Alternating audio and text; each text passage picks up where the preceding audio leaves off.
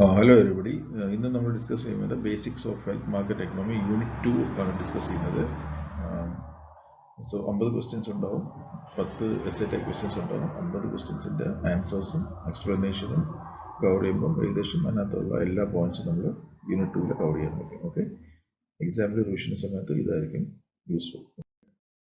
Question number 1, national health expenditure refers to national health funds all over the country total expenditure ആണ് ഉദ്ദേശിക്കുന്നത്. അതിൽ health കെയറുമായിട്ട് ബന്ധപ്പെട്ട goods and സർവീസസിന് ആണ് അത് ഉദ്ദേശിക്കുന്നത്. അപ്പോൾ ഇതിൻ്റെ ആൻസർ ബി ആണ്, total spending on health care goods and services. Okay. Question 2, CMS estimated US health spending to be. അമേരിക്കയിൽ ഹെൽത്തിന് വേണ്ടി എത്ര രൂപയാണ് ചെലവാക്കുന്നതാണ്. CMS എന്നത് centre for medicare and medicaid ആണ്. ഇത് മെഡിക്കെയ്ഡ് വേണം അവിടുത്തെ കുറേ സിറ്റിസൻസിന് ഹെൽത്ത് സർവീസ് കൊടുക്കുന്ന ഒരു പ്രോഗ്രാമാണ്. അതിൽ എത്ര രൂപയാണ് ചിലവാക്കുന്നത്? ആൻസർ $2.3 ട്രില്യൺ ആണ്. അപ്പോൾ $2.3 ട്രില്യൺ എന്ന് പറയുന്നത് ഏകദേശം 2,32,40,000 കോടി ഇന്ത്യൻ റുപ്പീസ് ആയിട്ട് വരും. Okay. Health expenditure is often compared with economic indicator. ഏത് എക്കണോമിക് ഇൻഡിക്കേറ്ററുമായിട്ടാണ് ഹെൽത്ത് എക്സ്പെൻഡിച്ചർ നമ്മൾ കമ്പയർ ചെയ്യുന്നത്? കമ്പയർ മീൻസ് ഒരു രാജ്യത്തിൻ്റെ ടോട്ടൽ GDPയുടെ ഒരു പെർസെൻറ്റേജാണ് ഹെൽത്തിന് വേണ്ടി അലോക്കേറ്റ് ചെയ്യുന്നത്. അപ്പം ഫോർ എക്സാമ്പിൾ ഇന്ത്യയിൽ ചിലപ്പം 2 to 3% ഒക്കെയാണ് ചിലപ്പോൾ അലോക്കേറ്റ് ചെയ്യുന്നത്. വേറെ രാജ്യങ്ങളിൽ ചിലപ്പോൾ കൂടുതലായിരിക്കും. ചൈനയിലോ US-ലൊക്കെ ചിലപ്പോൾ 6% ഒക്കെ ആയിരിക്കും. അപ്പോൾ ഓരോ രാജ്യത്തിനും അതിൻ്റെ GDPയുടെ ഒരു പെർസെൻറ്റേജ് എല്ലാ ബഡ്ജറ്റിലും ഹെൽത്തിന് വേണ്ടി അലോക്കേറ്റ് ചെയ്യാം. ഇതിൻ്റെ ആൻസർ ബി ആണ്, GDP. NHE to GDP ratio mainly reflects. NHE health എക്സ്പെൻഡിച്ചറാണ്. GDP എന്ന് വെച്ചാൽ ഒരു രാജ്യത്തിൻ്റെ വരുമാനം അല്ലെങ്കിൽ ഗ്രോസ് ഡൊമസ്റ്റിക് പ്രൊഡ്യൂസ് ആണ്. അപ്പം നമ്മൾ എത്ര രൂപ നമ്മുടെ കയ്യിലുണ്ടെന്നും അതിൽ എത്ര ശതമാനം നമ്മൾ ഇതിനു വേണ്ടി മാറ്റിവെക്കണം, ഹെൽത്തിന് വേണ്ടി മാറ്റിവെക്കണം, അതിന് ആ റേഷ്യോ ആണ് NHE to GDP റേഷ്യോ എന്ന് പറയുന്നത്. അപ്പോൾ ഇതിൽ ആൻസർ ബി ആണ്. കാരണം എത്ര ഹെൽത്ത് കെയർ ഡിമാൻഡ്സ് ഉണ്ട് അതനുസരിച്ചാണ് നമ്മൾ അലോക്കേറ്റ് ചെയ്യുന്നത്. Okay. Input output accounting helps to determine. Input output എന്ന് വെച്ചാൽ എത്ര വരവും ചിലവുമാണ് ബേസിക്കലി ഇതിൻ്റെ കൺസെപ്റ്റ്. അത് നമ്മൾ എടുത്തു കഴിഞ്ഞാൽ നമുക്ക് എന്തുകൊണ്ടാണ് ഗുണം? അതിൽ നമുക്ക് ഗുണം എന്ന് വെച്ചാൽ നമ്മൾ അടുത്ത ഘട്ടത്തിൽ നമുക്ക് ഇതിൽ എത്ര രൂപ നമുക്ക് ഹെൽത്ത് കെയറിൽ നമുക്ക് അലോക്കേറ്റ് ചെയ്യാം, അതിൻ്റെ റിക്വയർമെൻറ്റ് അനുസരിച്ച് നമുക്ക് മാറ്റി വയ്ക്കാം, അതാണ് നമ്മൾ നോക്കുന്നത്. ഓക്കെ. അപ്പം ഇതിൻ്റെ ആൻസർ സി.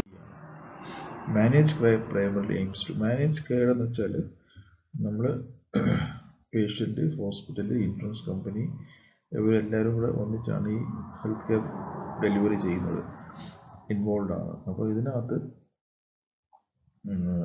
നമ്മളൊരു കൺട്രോൾ വേണം. ഇൻഷുറൻസിൽ അല്ലെങ്കിൽ പേഷ്യൻ്റ് എന്തൊക്കെ ടെസ്റ്റ് ചെയ്യുന്നു, ഡോക്ടേഴ്സ് എന്തൊക്കെ ചെയ്യുന്നു, ഇൻഷുറൻസ് എന്തൊക്കെ പ്രൊവൈഡ് ചെയ്യുന്നതിനെ കൺട്രോൾ ചെയ്ത് നമ്മൾ കൊണ്ടുപോകണമെന്ന് പറയുന്നത് മാനേജ്ഡ് കെയർ ആണ്. അപ്പം അൺനെസറി ആയിട്ടുള്ള ടെസ്റ്റുകളോ അൺനെസറി ആയിട്ടുള്ള ട്രീറ്റ്മെൻറ്റ്സോ അൺനെസറി ഉള്ള എക്സ്പെൻസൊക്കെ ഒഴിവാക്കിയിട്ട് നല്ല രീതിയിൽ കൺട്രോൾ ചെയ്ത് കോസ്റ്റ് കൺട്രോൾ ചെയ്ത് കറക്റ്റ് ട്രീറ്റ്മെൻറ്റ് കൊടുക്കാൻ പറ്റുന്ന ഒരു കെയറിനെയാണ് മാനേജ്ഡ് കെയർ എന്ന് പറയുന്നത്. ഇതിനകത്ത് ഹോസ്പിറ്റൽ റോൾ ഉണ്ടാവും, ഇൻഷുറൻസ് കമ്പനിക്ക് റോൾ ഉണ്ടാവും, പേഷ്യൻസ് അവരുടെ റെസ്പോൺസിബിലിറ്റീസ് ഉണ്ടാവും.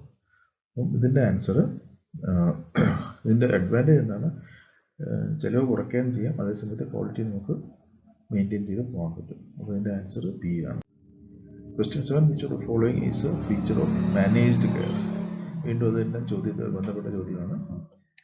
ഇതിനകത്ത് നമ്മളുടെ ആൻസർ സി ആണ്. കാരണം നമ്മൾ പ്രൊവൈഡർ നെറ്റ്വർക്കിനെ ലിമിറ്റ് ചെയ്യുകയാണ്. മീൻസ് പ്രൊവൈഡർ നെറ്റ്വർക്ക് എന്ന് ഇൻഷുറൻസ് ലോൺ ഉദ്ദേശിക്കുന്ന ഇൻഷുറൻസ് പ്രൊവൈഡർ ചില സെലക്റ്റഡ് പ്രൊവൈഡേഴ്സ് നമ്മൾ ഇതിനകത്ത് കൊണ്ടുവരുന്നു.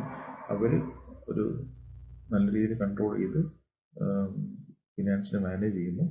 അപ്പോൾ ഓവറായിട്ട് കോസ്റ്റ് ഷൂട്ട് ചെയ്ത് പോകത്തില്ല. അൺനെസറി ട്രീറ്റ്മെൻറ്റോ അൺനെസറി എക്സ്പെൻഡിച്ചർ വരാതെ അത് കൺട്രോൾ ചെയ്ത് കൊണ്ടുപോകാൻ ഇൻഷുറൻസ് കമ്പനീസും ഹോസ്പിറ്റലും ഡോക്ടേഴ്സും പേഷ്യൻസും എല്ലാം ഒന്നിച്ച് അത് വർക്ക് ചെയ്യുന്നതാണ്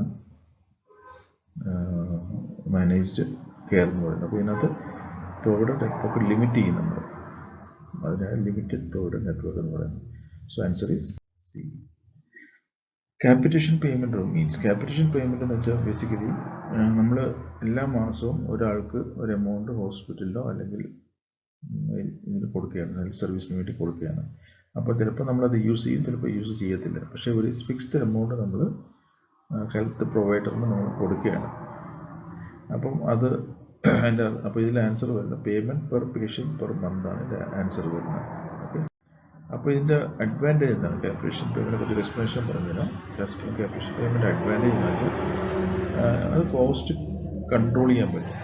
ഓക്കെ, ഇത്ര ഒരു ലിമിറ്റ് ഉണ്ട്, അതിനകത്ത് നിന്ന് വേണം നമുക്ക് എല്ലാ കാര്യങ്ങളും ചെയ്യാനായിട്ട്.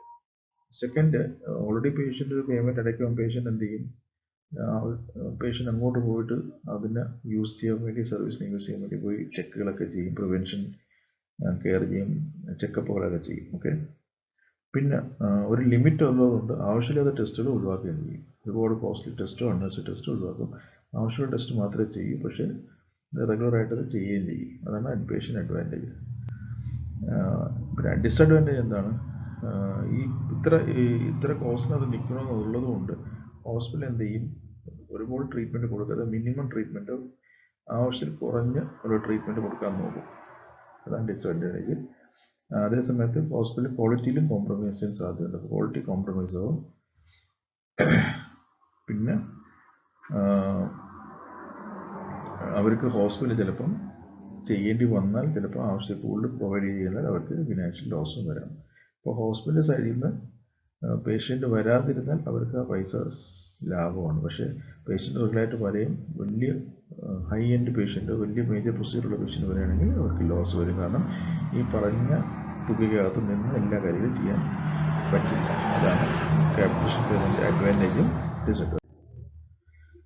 Question 9. In an HMO health maintenance organization system, the primary care patient acts as പല രാജ്യങ്ങളിലും ഒരു പേഷ്യൻ്റ് ആദ്യം പോകുന്നത് പ്രൈമറി കെയർ പേഷ്യൻ്റ്. ആ ഡോക്ടറാണ് തീരുമാനിക്കുന്നത് ഈ പേഷ്യൻ്റ് ഇനി എങ്ങോട്ട് പോകണം എന്നുള്ളത്.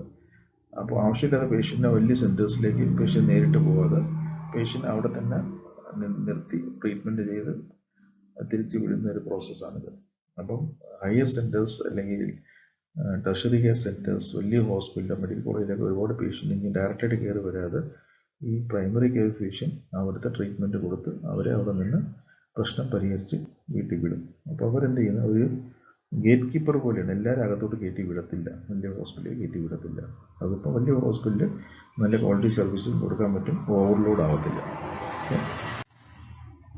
PPO സ്റ്റാൻഡ്സ് ഫോർ, PPO എന്ന് വെച്ചാൽ എന്താണ്? പ്രിഫേർഡ് പ്രൊവൈഡർ ഓർഗനൈസേഷനാണ്. അപ്പം നമുക്ക് ഈ ഹെൽത്ത് ഇൻഷുറൻസ് ആണ് ഉദ്ദേശിക്കുന്നത്. ആരാണ് നമുക്കിത് പ്രൊവൈഡ് ചെയ്യുന്നത്? അതിനെയാണ് നമ്മൾ ഇൻഷുറൻസ് പ്രൊവൈഡർ അല്ലെങ്കിൽ പ്രിഫേർഡ് പ്രൊവൈഡർ എന്ന് പറയുന്നത്. ഓക്കെ, അപ്പോൾ ഓരോ പേഷ്യൻസിന് അവർക്ക് ഇഷ്ടമുള്ള ആൾക്കാരെ വേണമെങ്കിൽ ചൂസ് ചെയ്യാം ഏത് ഇൻഷുറൻസ് കവറേജ് എടുക്കണം. ഇൻ POS അല്ലെങ്കിൽ point of service plan, patients can point of service എവിടെയാണ് പേഷ്യൻ്റ് എത്തിപ്പറ്റുന്നത്, എവിടെയാണ് പേഷ്യൻ്റ് അസുഖമായിട്ട് ചെല്ലുന്നത്, അതിനാണ് പോയിന്റ് ഓഫ് സർവീസ് എന്ന് പറയുന്നത്. ഓക്കെ, അപ്പോൾ അങ്ങനെ ഒരു പ്ലാൻ ഉണ്ടാകുമ്പോൾ പേഷ്യൻ്റ് എവിടെ വേണമെങ്കിലും പോവാം. ആ സിറ്റുവേഷൻ അനുസരിച്ച് പേഷ്യൻ്റ് ഏറ്റവും അക്സസിബിൾ ആയിട്ട് സ്ഥലത്ത് പേഷ്യൻ്റ് പോവാം. അപ്പോൾ പേഷ്യൻ്റ് ചിലപ്പോൾ പോകുന്ന സ്ഥലം ഇൻഷുറൻസ് നെറ്റ്വർക്കിലുള്ള ആയിരിക്കാം, ചിലപ്പോൾ ഇൻഷുറൻസ് നെറ്റ്വർക്ക് ഇല്ലാത്തതായിരിക്കാം. അപ്പോൾ വിത്ത് ഇൻ നെറ്റ്വർക്ക് ആയിരിക്കാം, ഔട്ട് നെറ്റ്വർക്ക് ആയിരിക്കാം. രണ്ട് വ്യക്തിയോട് പേഷ്യൻ്റ് ട്രീറ്റ്മെൻറ്റ് കൊടുക്കേണ്ടി വരും. അപ്പോൾ ഇതിൻ്റെ ആൻസർ C ആണ്.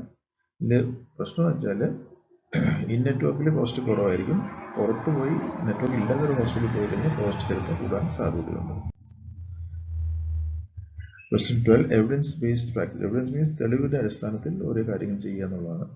അപ്പോൾ ഇന്നത്തെ കാലത്ത് മോഡേൺ മെഡിസിനിൽ നമ്മൾ ഫോളോ ചെയ്യുന്നത് എവിഡൻസ് ബേസ്ഡ് റിസർച്ചും എവിഡൻസിൻ്റെ അടിസ്ഥാനത്തിലാണ് നമ്മൾ ഓരോ കാര്യങ്ങൾ ചെയ്യുന്നത്. അപ്പോൾ ആൻസർ B ആണ്. Question 13. Which qualities essential for health care professionals. ഒരു ഡോക്ടറിനോ അല്ലെങ്കിൽ ഒരു ഹെൽത്ത് കെയർ പ്രൊഫഷണൽ, നഴ്സിനോ, പാരാമെഡിക്സിനോ ഏത് ക്വാളിറ്റി വേണ്ടത്? ഇതിന് ആൻസർ ഓൾ ദി എബോവ് ആണ്. കാരണം ഇമോഷണൽ സ്റ്റെബിലിറ്റി വേണം, എംപതി വേണം, കമ്മ്യൂണിക്കേഷൻ സ്കിൽ വേണം, എന്തെല്ലാം വേണം. Primary care professionals usually first കാണുന്ന ഡോക്ടറിനെയാണ് പ്രൈമറി കെയർ പ്രൊഫഷണൽ എന്ന് പറയുന്നത്. ഒരു രോഗി വന്ന് ആദ്യം കാണുന്ന ഡോക്ടർ. അപ്പം അവരെന്താ ചെയ്യുന്നത്? ഒരു ഫസ്റ്റ് കെയർ ആണ് പോകുന്നത്. ആദ്യത്തെ ഇനീഷ്യൽ ട്രീറ്റ്മെൻറ്റാണ് കൊടുക്കുന്നത്. പിന്നെ അവർ ആദ്യത്തെ ട്രീറ്റ്മെൻറ്റ് കൊണ്ടുള്ള പേഷ്യൻ്റ് ക്യൂർ ആണെങ്കിൽ വീട്ടിൽ പോകും, അല്ലെങ്കിൽ പേഷ്യൻ്റ് അടുത്ത സെൻറ്ററിലേക്കോ ഒരു സ്പെഷ്യലിസ്റ്റിനടുത്തോ പേഷ്യൻ്റ് റെഫർ ചെയ്യും.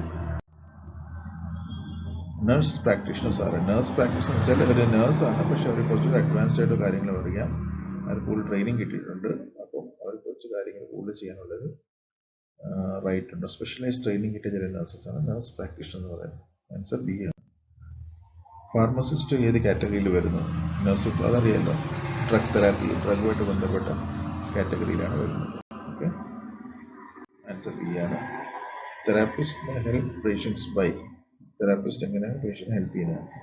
അവർ ഫിസിക്കൽ ആൻഡ് ഫങ്ഷൻ റീഹാബിലിറ്റേഷൻ, ഒരു പേഷ്യൻ്റ് അസുഖം നിന്ന് റിക്കവറായി കഴിയുമ്പോൾ അയാൾക്ക് ഫിസിക്കലായിട്ടും അയാളെ ജോലിക്ക് കയറി പറ്റാനും അയാൾക്ക് സൊസൈറ്റിയിൽ തിരിച്ച് അയാളുടെ ഓക്യുപ്പേഷനോ അല്ലെങ്കിൽ ജോലിയിൽ തിരിച്ച് കയറാനും സ്വന്തം കാലിൽ നിൽക്കാൻ പറ്റുന്ന രീതിയിൽ ആക്കി എടുക്കുന്ന സപ്പോർട്ട് കൊടുക്കുന്നതാണ് തെറാപ്പിസ്റ്റ് എന്ന് പറയുന്നത്. Question 18. Hospitals are important to the economy because hospital importance എന്താണ്? ഹോസ്പിറ്റലിൽ ഒരുപാട് ആൾക്കാർ ജോലി ചെയ്യുന്നുണ്ട്, ഹോസ്പിറ്റലിൽ വരുമാനം ഉണ്ടാക്കുന്നുണ്ട്, ഒരുപാട് ആൾക്കാർ ശമ്പളം വാങ്ങിക്കുന്നുണ്ട്. അപ്പോൾ നാച്ചുറലി ആൻസർ ബി ആണ്, provide employment and generate revenue. Hospitals contribute to community health through, എങ്ങനെയാണ് ഹോസ്പിറ്റലിൽ കമ്മ്യൂണിറ്റിക്ക് കോൺട്രിബ്യൂഷൻ ചെയ്യുന്നത്? ഇതിൻ്റെ ആൻസർ ഓൾ ദി എബോവ് ആണ്. ഹെൽത്ത് പ്രൊമോഷൻ ഉണ്ട്, ഡിസീസ് പ്രിവെൻഷൻ ഉണ്ട്, കമ്മ്യൂണിറ്റി ഉണ്ട്, ഇതെല്ലാം ചെയ്യുന്ന ഹോസ്പിറ്റലാണ്. Question 20. Clinical trials conducted in hospitals help. ഹോസ്പിറ്റലിൽ ക്ലിനിക്കൽ ട്രയൽ ചെയ്താൽ എന്താണ് ഗുണം? അതിൻ്റെ ഗുണം എന്താണ്? അഡ്വാൻസ് മെഡിക്കൽ നോളജ്, നമ്മുടെ നോളജ് കൂടും, നമുക്ക് പുതിയ അറിവുകൾ വരും, അതുകൊണ്ട് ഇനി വരാനുള്ള പേഷ്യൻറ്റിന് കുറച്ച് ബെറ്റർ ആയിട്ട് നമുക്ക് ട്രീറ്റ്മെൻറ്റ് കൊടുക്കാൻ പറ്റും. ആൻസർ ബി ആണ്. Question 21. Public policy in health care mainly aims to, government policies ആരോഗ്യ മേഖലയിൽ എന്താണ് അതിൻ്റെ ഉദ്ദേശം, എന്താണ്, എന്തിനു വേണ്ടിയാണ് അവർ പോളിസി ഉണ്ടാക്കുന്നത്? അത് നാച്ചുറലി ഇതിൻ്റെ ആൻസർ ബി ആണ്, improve access and control cost. അപ്പം എല്ലാവർക്കും എല്ലാ രീതിയിലുള്ള ട്രീറ്റ്മെൻറ്റ് കിട്ടാൻ പറ്റണം, അതേ സമയത്ത് അവരുടെ കോസ്റ്റ് ചെറിയ ചിലവിൽ എല്ലാ ട്രീറ്റ്മെൻറ്റും കിട്ടാൻ പറ്റും, അതാണ് government role. Medical expansions introduced ഉണ്ട്, ഇത് US ബേസ്ഡ് ആണ് മെഡിക്കെയ്ഡ്, അത് ആൻസർ ബി ആണ്, അഫോർഡബിൾ കെയർ ആക്ടിൽ. പിന്നെ health insurance marketplace, health ഇൻഷുറൻസിൻ്റെ മാർക്കറ്റിൽ എന്താണ് നമുക്ക് ജനങ്ങൾക്ക് എന്താണ് ഗുണം? Allows people to compare insurance plan, buy medical equipment, hire doctors. ഇതാണ് നാച്ചുറലി ആണ്. പലതരത്തിലുള്ള പ്രീമിയം ഉള്ള ഇൻഷുറൻസസ് ഉണ്ടാവും, അവർക്ക് ഇഷ്ടമുള്ള, അവർക്ക് അവരുടെ ഫാമിലിക്ക് സ്യൂട്ടബിൾ ആയിട്ടുള്ള ഇൻഷുറൻസ് പോളിസി എടുത്തെടുക്കാനുള്ള ഓപ്ഷൻ ഉണ്ടാവും. Telemedicine helps. ടെലിമെഡിസിൻ എന്താണ്? ഒരു സ്ഥലത്ത് നിന്ന് ദൂരെ ഒരു ലൊക്കേഷനിലുള്ള പേഷ്യൻ്റ് നമ്മൾ ട്രീറ്റ്മെൻറ്റ് അഡ്വൈസ് കൊടുക്കുന്നതിന് ടെലിമെഡിസിൻ എന്ന് പറയുന്നത്, യൂസിങ് ടെക്നോളജി. അപ്പം നാച്ചുറലി ആൻസർ എന്താണ്? Access to care in remote areas, ഡോക്ടേഴ്സിന് എത്തിപ്പറ്റുന്നില്ല, നഴ്സിന് എത്തിപ്പറ്റുന്നില്ലെങ്കിൽ ദൂരെ നിന്നുകൊണ്ട് പല കാര്യങ്ങളും ഓവർ ദി ഫോണോ അല്ലെങ്കിൽ ഓവർ ദി ഇന്നത്തെ ടെക്നോളജി യൂസ് ചെയ്തിട്ട് പേഷ്യൻറ്റ് പല കാര്യങ്ങളും ചെയ്യാൻ പറ്റും. Value based payment models focus on, value based payment focus on ചെയ്യുന്നതാണ് quality and outcome of care. അപ്പം കറക്റ്റ് കോസ്റ്റിൽ കറക്റ്റ് ക്വാളിറ്റിയും കറക്റ്റ് ഔട്ട്കം കിട്ടുന്ന കെയർ ആണ് വാല്യൂ ബേസ്ഡ് പേയ്മെൻറ്റ് മോഡൽ എന്ന് പറയുന്നത്. അപ്പോൾ ആൻസർ ബി ആണ്, quality and outcome of care. Price transparency policies help. Price transparency വെച്ചാൽ നമുക്ക് ഒരു ട്രീറ്റ്മെൻറ്റും ഒരു പ്രൊസീജിയറിനും ഒരു ഹോസ്പിറ്റലിൽ പോയി കഴിഞ്ഞാൽ ഓരോ ചെയ്യുന്ന കാര്യത്തിനുള്ള കറക്റ്റായിട്ടുള്ള എൻ്റെ പ്രൈസ് അല്ലെങ്കിൽ എൻ്റെ കോസ്റ്റ് നമുക്ക് അറിയാൻ പറ്റണം, ഹിഡനായിട്ടൊന്നും പാടില്ല, എല്ലാം ട്രാൻസ്പെറൻ്റ് ആയിരിക്കണം. പേഷ്യൻ്റ് വരുന്ന ബില്ല് അത് എല്ലാ കാര്യവും ക്ലിയർ ആയിരിക്കും, അതിന് പ്രൈസ് ട്രാൻസ്പെറൻസി എന്ന് പറയുന്നത്. അതുകൊണ്ട് എന്താണ് ഗുണം? അപ്പോൾ പേഷ്യൻ്റിന് ഒരു തീരുമാനം എടുക്കാൻ എളുപ്പമാകും, കാരണം പേഷ്യൻ്റ് ഒരു തീരുമാനം എടുത്തിട്ട് പിന്നെ ബില്ല് വരുമ്പം കോസ്റ്റ് കൂടിപ്പോയി അല്ലെങ്കിൽ അൺനെസറി കോസ്റ്റ് അത് കയറി വന്നാൽ നമുക്കൊന്നും ചെയ്യാൻ പറ്റില്ല. അതുകൊണ്ട് പേഷ്യൻ്റ് ഇതെല്ലാം വെച്ചിട്ട് കറക്റ്റായിട്ട് ഒരു തീരുമാനം എടുക്കാൻ ഹെൽപ്പ് ചെയ്യും. അപ്പോൾ ആൻസർ ബി ആണ്. Question 27. Drug price regulation helps. Drug price regulation helps in means ഡ്രഗ്സിൻ്റെ പ്രൈസ് നമ്മൾ കൺട്രോൾ ചെയ്യാൻ പറ്റുകയാണെങ്കിൽ, ഗവൺമെൻറ്റാണ് ഈ ഡ്രഗ്സിൻ്റെ പ്രൈസ് കുറേയൊക്കെ ഒരു പരിധിയിൽ കൺട്രോൾ ചെയ്യുന്നത്. അപ്പോൾ അതുകൊണ്ട് എന്താണ് ഗുണം? Increase medication price, reduce pharmaceutical cost, reduce health care access, eliminate pharmacy. ഇത് ആൻസർ ബി ആണ്. ടോട്ടൽ പൈസയ്ക്ക് വരുന്ന മരുന്നിന് വേണ്ടി വരുന്ന ചിലവുകൾ കുറയ്ക്കാൻ പറ്റും, അതാണ് എൻ്റെ answer. Okay. Question 28. Preventive care program releases. Preventive care എന്ന് വെച്ചാൽ അസുഖം വരുന്നതിന് മുമ്പേ നമ്മൾ ചെയ്യുന്ന കാര്യങ്ങൾ, നമ്മൾ ചെക്കപ്പ് ചെയ്യുന്നു, നമ്മൾ ഡയറ്റ്, എക്സസൈസ്, പിന്നെ ചില വാക്സിനേഷൻ, മെഡിക്കേഷൻസ് അതെല്ലാം ചെയ്യുന്നു. പല അസുഖങ്ങളും വരാതെ സൂക്ഷിക്കുന്നതാണ് പ്രിവെൻറ്റീവ് കെയർ എന്ന് പറയുന്നത്. അപ്പോൾ അതിലെന്താണ് ഗുണം, എന്താണ്, അല്ലെങ്കിൽ അതുകൊണ്ട് എന്താണ് കുറയുന്നത്? ആൻസർ ബി ആണ്. എക്സ്പെൻസീവ് ആയിട്ട് ഭാവിയിൽ വലിയൊരു അസുഖം വന്ന് വലിയ ട്രീറ്റ്മെൻറ്റിലേക്ക് പോകുന്നതിന് പകരം നമ്മൾ നേരത്തെ തന്നെ കണ്ടിട്ട് നമുക്ക് അത് വരാതെ സൂക്ഷിക്കുന്നതാണ് നല്ലത്. അപ്പം ആ പൈസ നമുക്കവിടെ നഷ്ടപ്പെടത്തില്ല. ആൻസർ ബി ആണ്. Question 29, health information technology includes IT. ഹെൽത്തിൽ ഇൻഫർമേഷൻ ടെക്നോളജി എന്തൊക്കെയുള്ളത്? ആൻസർ ഡി ആണ്. All the above. Electronic health record, health information exchange, digital patient, ഇതെല്ലാം ഇന്നത്തെ മോഡേൺ ഹോസ്പിറ്റലെല്ലാം ഉള്ളതാണ്. ആൻസർ ഡി ആണ്. India's first national health policy introduced 1983 ആദ്യത്തെ പോളിസി വന്നത്. ആൻസർ സി ആണ്. നാഷണൽ ഹെൽത്ത് പോളിസിയുടെ ഗോൾ ആണ് health for all by 2000 AD ആയിരുന്നു. ഓക്കെ, പിന്നെ റിവൈസ് ചെയ്തു, 2001 റിവൈസ് ചെയ്തു. അന്ന് പിന്നെ അവർ മാറ്റിയിട്ട് അതിൻ്റെ ഗോൾ എന്ന് അച്ചീവബിൾ അക്സെപ്റ്റബിൾ ഹെൽത്ത് സ്റ്റാൻഡേർഡ്സ് ആക്കി മാറ്റി. അപ്പോൾ 83 goal health for all by 2000 AD ആയിരുന്നു. പിന്നെ 2001 goal achievable acceptable health standards. അപ്പോൾ ഇതിൻ്റെ ആൻസർ ബി ആണ്. Question 33, WHO defines health system as. WHO definition health സിസ്റ്റമിൽ എന്താണ്? ഹോസ്പിറ്റൽ മാത്രമല്ല, ഡോക്ടർ മാത്രമല്ല, ഗവൺമെൻറ് മാത്രമല്ല, എല്ലാവരും ഇതിനകത്ത് ഇൻവോൾവ് ആവുന്ന എല്ലാ ടീമിനോട് ചേർത്ത് എല്ലാ ഓർഗനൈസേഷൻസും റിസോഴ്സസും ഹെൽത്തിനെ പ്രൊമോട്ട് ചെയ്യുന്നതിന് ആണ് ഹെൽത്ത് സിസ്റ്റം എന്ന് പറയുന്നത്. അപ്പോൾ ആൻസർ സി ആണ്. Rehabilitation services aim to. Rehabilitation means ഒരു പേഷ്യൻ്റ്, ഒരു രോഗി അസുഖം വന്നു അതിൽ നിന്ന് തിരിച്ച് റിക്കവറായി വന്ന് വീണ്ടും പഴയ നിലയിൽ എത്തിക്കാൻ വേണ്ടി ചെയ്യുന്നതിനാണ് റീഹാബിലിറ്റേഷൻ എന്ന് പറയുന്നത്. അപ്പം ക്യൂർ അല്ല ഉദ്ദേശിക്കുന്നത്, തിരിച്ച് പേഷ്യൻറ്റിനെ സൊസൈറ്റിയിൽ തിരിച്ചൊരു യൂസ്ഫുൾ ആയിട്ടുള്ള ഒരു ഇൻഡിവിജ്വലായിട്ട് കൊണ്ടുവരാൻ, അയാൾക്ക് തിരിച്ച് ജോലിയിൽ കയറാൻ പറ്റണം, വരുമാനം ഉണ്ടാക്കാൻ പറ്റണം, സ്വന്തം കാര്യം നിൽക്കാൻ പറ്റണം, ആ രീതിയിൽ കൊണ്ടെത്തിക്കുന്നതിനാണ് റീഹാബിലിറ്റേഷൻ എന്ന് പറയുന്നത്. ആൻസർ ബി ആണ്, functional ability. Universal health coverage insures. ഇത് എല്ലാവർക്കും എല്ലാ രീതിയിലുള്ള സർവീസ് കിട്ടാൻ പറ്റണം, അതിനാണ് യൂണിവേഴ്സൽ ഹെൽത്ത് കവറേജ്. അപ്പോൾ ആൻസർ ബി ആണ്, access to health service without financial hardship. എല്ലാവർക്കും അഫോർഡബിൾ ആയിരിക്കണം, ആക്സസിബിൾ ആയിരിക്കണം, അതാണ് യൂണിവേഴ്സൽ ഹെൽത്ത് കവറേജിൻ്റെ ഉദ്ദേശം. Health care system in USA എങ്ങനത്തെ ഹെൽത്ത് കെയർ സിസ്റ്റമാണ്? ആൻസർ പബ്ലിക്കും പ്രൈവറ്റും മിക്സ്ഡ് ആണ്. പബ്ലിക് മീൻസ് ഗവൺമെൻറ്റും, പ്രൈവറ്റ് മീൻസ് പ്രൈവറ്റ് ഹോസ്പിറ്റൽസ്, അത് രണ്ടും മിക്സ് ആണ് USA. Medicare in US mostly covers. US മെഡിക്കെയറും മെഡിക്കെയ്ഡ് എന്ന രണ്ട് ടൈപ്പ് പോളിസീസ് ഉണ്ട്, ഗവൺമെൻറ് പ്രോഗ്രാംസ് ഉണ്ട്. മെഡിക്കെയർ ബേസിക്കലി പ്രായമുള്ള ആൾക്കാർക്ക് വേണ്ടിയാണ്, അല്ലെങ്കിൽ അംഗവൈകല്യമുള്ള ആൾക്കാർക്ക്, എന്തെങ്കിലും വൈകല്യമുള്ള ആൾക്കാർക്ക്. അപ്പോൾ എൽഡർലി ആൻഡ് ഡിസേബിൾഡ് ആണ് ഇതിൻ്റെ ആൻസർ. പിന്നെ കാനഡാസ് ഹെൽത്ത് കെയർ സിസ്റ്റം. കാനഡയിലെ ഹെൽത്ത് കെയർ സിസ്റ്റം എങ്ങനെയാണ്? ബേസിക്കലി അത് ടാക്സ് വഴിയാണ്, ജനങ്ങളുടെ ടാക്സ് കിട്ടുന്ന പണത്തിൽ നിന്ന് ഒരു എമൗണ്ട് ഗവൺമെൻറ് മാറ്റി വെച്ചിട്ട് ഹെൽത്ത് സർവീസ് പ്രൊവൈഡ് ചെയ്യാം. അവിടെയും മെഡിക്കെയർ സിസ്റ്റമാണ് ഉള്ളത്. UK എന്താ സിസ്റ്റത്തിന് പറയുന്നത്? NHS, നാഷണൽ ഹെൽത്ത് സർവീസ് എന്ന് പറയുന്നത് NHS എന്നാണ് UK ഹെൽത്ത് സിസ്റ്റം പറയുന്നത്.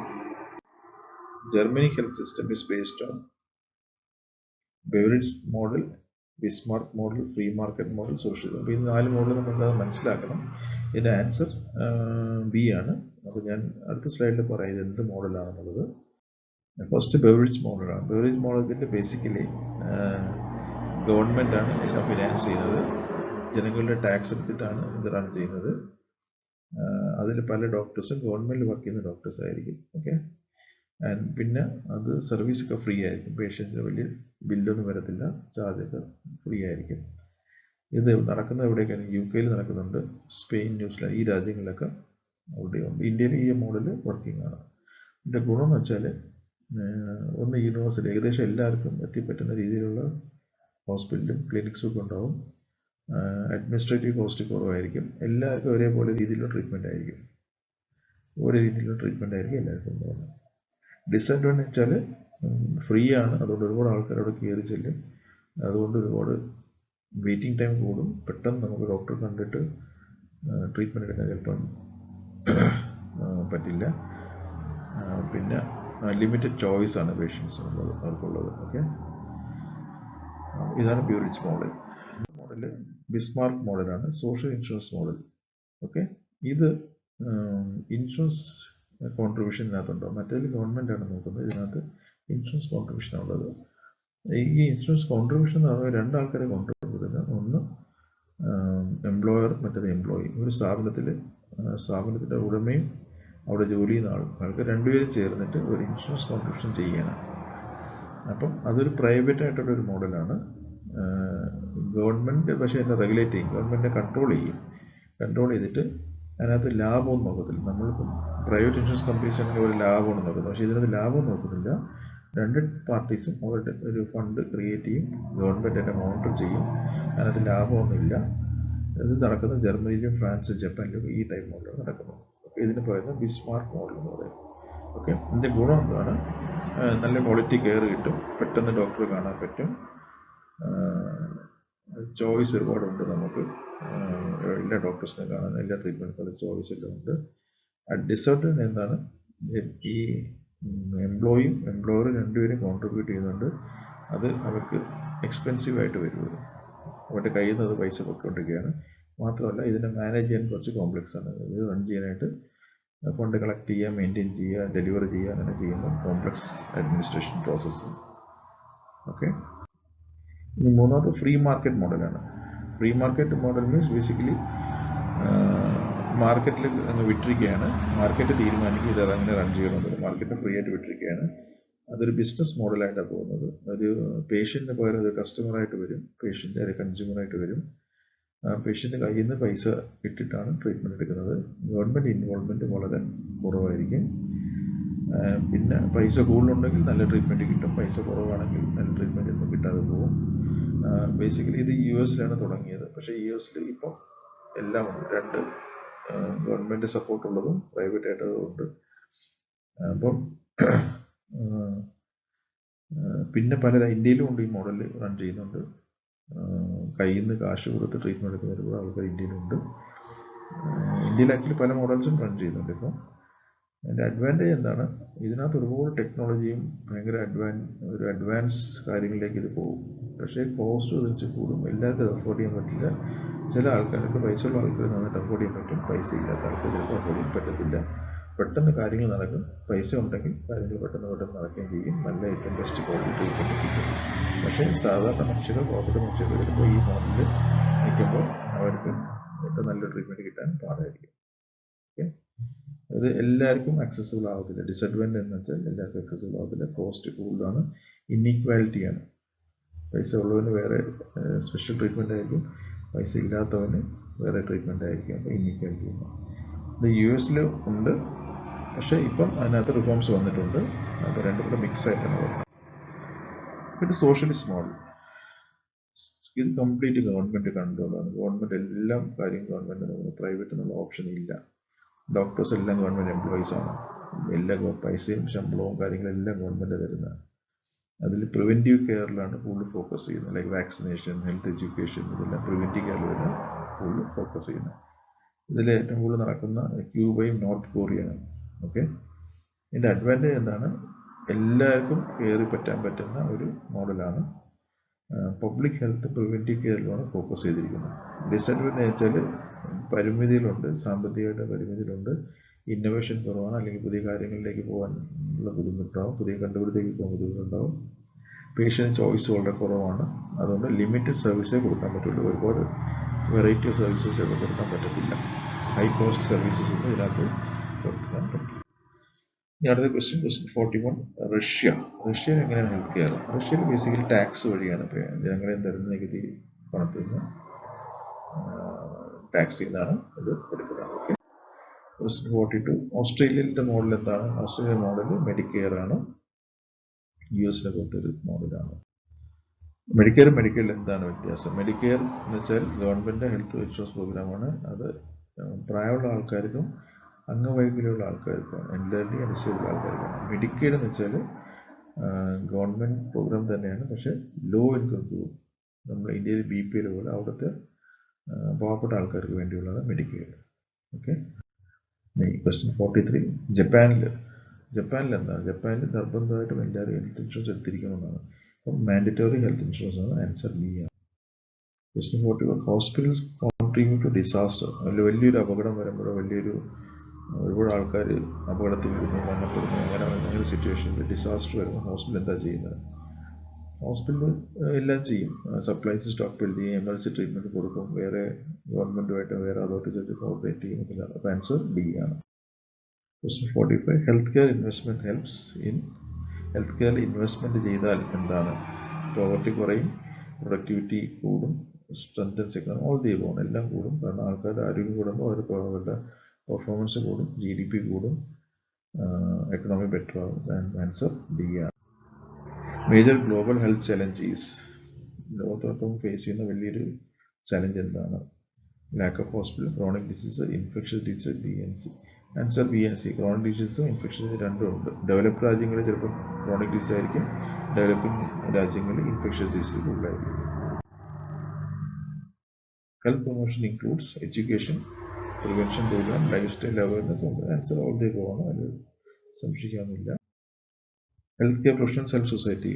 ഹെൽത്ത് കെയർ പ്രൊഫഷണൽ എന്ന് പറഞ്ഞാൽ ഡോക്ടേഴ്സ്, നഴ്സസ്, പാരാമെഡിക്കൽസ് എല്ലാം ഹെൽത്ത് കെയർ പ്രൊഫഷണൽസ് ആണ്. അവരെങ്ങനെയാണ് ഹെൽപ്പ് ചെയ്യുന്നത്? Treating disease, preventing, educating. All the answer all the above ആണ്. Health care system differs between countries mainly. പല രാജ്യങ്ങളിൽ വ്യത്യാസം വരാൻ കാര്യം എന്താണ്? പലതരത്തിലും മോഡലിൽ വരാൻ കാര്യം എന്താണ്? ഒന്ന് culture and economy, politics, resources. All the answer again all the above ആണ്. ഇതെല്ലാം അതിനകത്ത് ഇൻവോൾവ് ആണ്. Ultimate goal of health care system is, health care system ultimate goal എന്താണ്? Profit, technology, improve health and well-being, medical development. Answer C ആണ്, improve health and well-being ആണ്.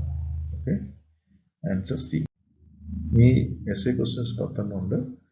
ഈ questions ആണ് സാധാരണ എക്സാംസിൽ വരുന്നത്. ഇത് ജസ്റ്റ് നോക്കിയിട്ട് ഇതിൻ്റെ ആൻസേഴ്സ് നിങ്ങൾ ടെക്സ്റ്റ് തന്നെ ഉണ്ടാവും. ആൻസേഴ്സ് കണ്ടെത്തുക, എന്നിട്ട് എക്സാമിൻ്റെ തൊട്ട് മുമ്പ് ഇതൊന്ന് റിവൈസ് ചെയ്യുക. മൊത്തത്തിലൊന്ന് ഓടിച്ചു നോക്കിക്കഴിഞ്ഞാൽ മിക്കവാറും ക്വസ്റ്റ്യൻസ് ഇതിനകത്ത് തന്നെ ആയിരിക്കും വരാൻ പോകുന്നത്. അപ്പം ടെക്സ്റ്റ് വായിച്ചിട്ട് essay ക്വസ്റ്റ്യൻ്റെ ആൻസർ കണ്ടെത്തിയിട്ട് ടെക്സ്റ്റിൽ തന്നെ ഒബ്ജക്റ്റീവ്സിൻ്റെ ആൻസേഴ്സിലുണ്ട്. അപ്പോൾ ഇതാണ് സാധാരണ വരാൻ പോകുന്ന ക്വസ്റ്റ്യൻസ് ഒക്കെ. അപ്പോൾ okay, will come to end of this slide. Thank you very much.